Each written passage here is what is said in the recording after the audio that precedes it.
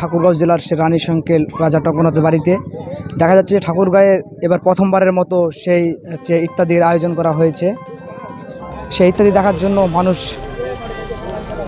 এই স্টেজ দেখার জন্য সে ছুটে আসছে মানুষ ও প্রান্তে।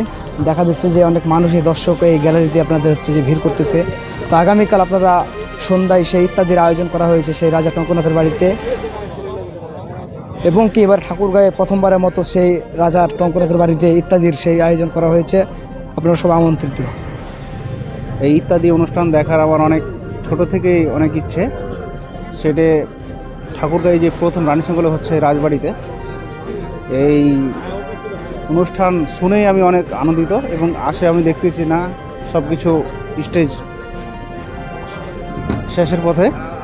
আগামীকালকে ইনশাল্লাহ আগে ভাগে আসবো, জায়গাটা নিতে হবে, সরাসরি নিজের চোখে অনুভব করবো। দেখুন, এর বাসা হচ্ছে গ্রামে, মানে গ্রামের নাম হচ্ছে বারেয়া। আমরা আসলাম, অনেক সংকেত এখানে আসবে শুনলাম, দেখতেছি যে ভালোই আয়োজন হচ্ছে, ঠিক আছে, এবং কি মানুষে এখনই প্রচুর মানুষ সমাগম হয়েছে। জানি না ভবিষ্যতে মানে সামনে কত আরও মানুষ হবে, জায়গা দিতে পারবে কিনা সেটা এখন বলা মহা মুশকিল।